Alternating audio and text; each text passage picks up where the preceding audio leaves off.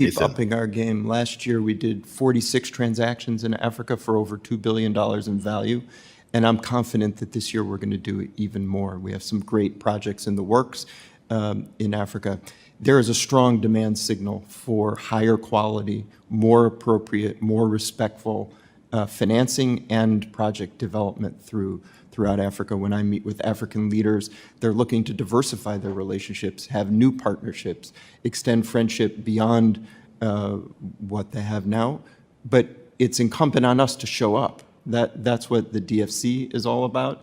That's what this administration is making great efforts to make sure that our African partners know that we're interested in not just helping them, but working with them and partnering with them through business. I think that's the best way to do that. And that's what DFC is all about.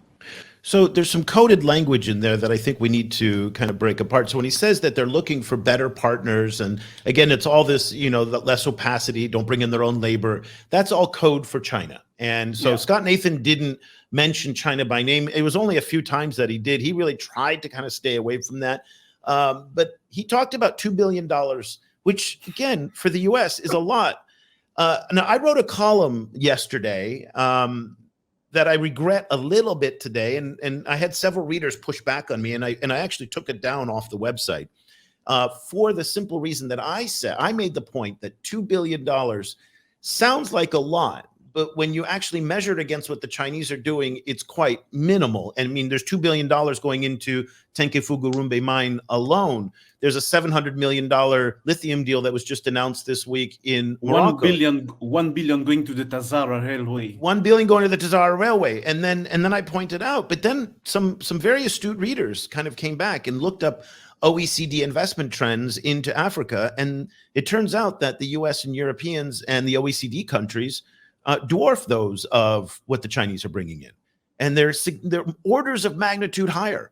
And so Cobus and I got into this conversation where it's hard to separate and compare what the Chinese are doing to what the OECD countries are doing, because they take them in bulk, though. If they take its individual countries, different, because here we're talking about the individual countries. You cannot. Let's face it. You take OECD country, you have a group of developed countries, and you compare it to Chinese engagement. That's really not totally fair. If you but even on the U.S. side, but on FDI side, the U.S. is way more than what the Chinese are doing. Chinese FDI in Africa is actually has fallen quite a bit. U.S. and European FDI, European country FDI, so go country to country, still is quite high. I think I think we're looking at 4 or 5 times larger volumes of FDI into Africa from U.S. and European, and that's also the same here in Southeast Asia as well. The U.S. is a very powerful force for FDI.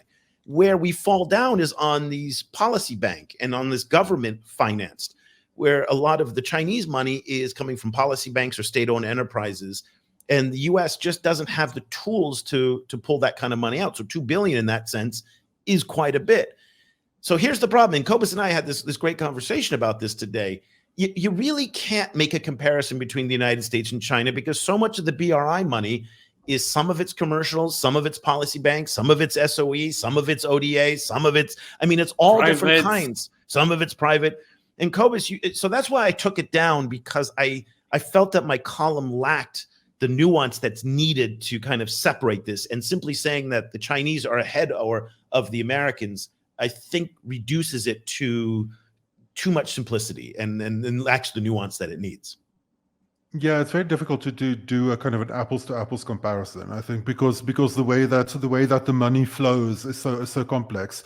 Not only because of it's not, China doesn't necessarily, like, Chinese capital doesn't flow in these categories that we are used to seeing, but also there is very little discussion in Western circles about the full totality of their engagement in Africa, right? Kind of so it tends to kind of be siloed in FDI or siloed in aid or so on, but you don't see the full kind of picture of how Western capital shows up in Africa. So it becomes quite kind of difficult to compare, I think. Okay. And something else, I think it also touches upon the fact that BRI touches on points and issues that really I won't say matter, that are really kind of key really key infrastructure element that can boost development in Africa. Many FDIs coming from OECD, from developed countries, are going toward established industries that are already there, that, you know, some of their own companies already established in those area. But the question becomes, what are the impact of those industry into Africa overall development when people see that? Because let's face it, you have a company making clothes somewhere in South Africa, compared to an investment that come and builds a road. People will see the roads because they see the impact of it. I remember a few months back, you talked about the impact of a bridge, only a bridge in Sierra Leone, I think, in Liberia. The impact of that bridge is immense comparing to the fact that, comparing to the fact that, you know, you built an hospital somewhere, or your company that's already there, you know, I mean, are mining much more bauxite or iron ore. So those are the things that you remove the magnitude. You also have to look at where that money is going, what are the impact of that money.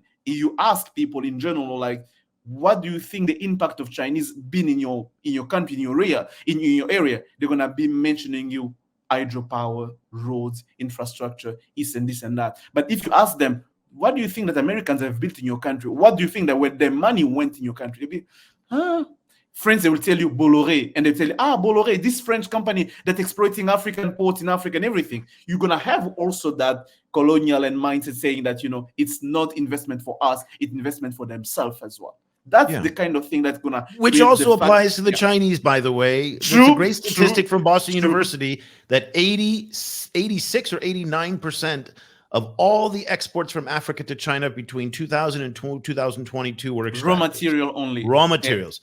And I gave an interview to Reuters, which I think I'm going to get a lot of flack for, where I gave them a quote.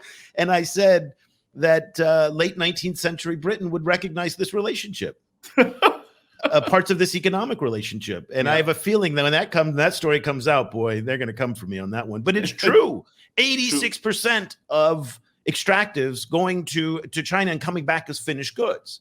That is a classic kind of Leninist kind of circle, isn't it, Cobus? I mean, I may be speaking out of my butt, but at the same time, it just feels like this is a relationship that isn't that different from the past 300 or 400 years of history. But it's telling us something, that as Africa, we haven't changed our place and status on the international trade arena.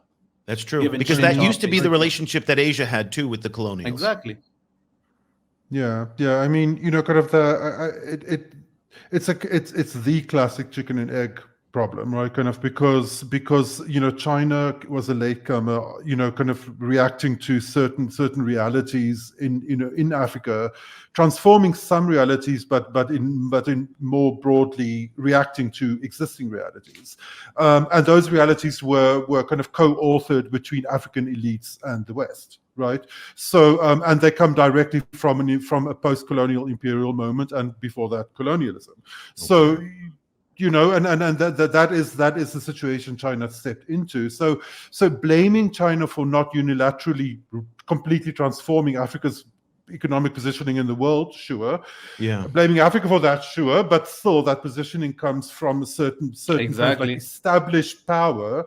And that power happens to be Western. And we should also not forget that before China arrived, we had like a decade plus, like 2 decades of unipolar, you know, kind of Western decision making, where there was really no actual rivalry, right? Kind of like by then the Soviet Union had been so weakened that there was no alternative set of ideas, set of contending kind of like investments. There was only the West. So that's what that looked like, right? Kind of that's what China stepped into, and so the West had Africa exactly where it wanted, and Africa's position was, we can see what the West wanted from it, right? Kind of like it's clear. I think that the frustration is like, maybe it's like because they're frustrated because China is winning in the game they settled. They created the game, but the game that they created, they created, but China came and started winning into the game. Yeah.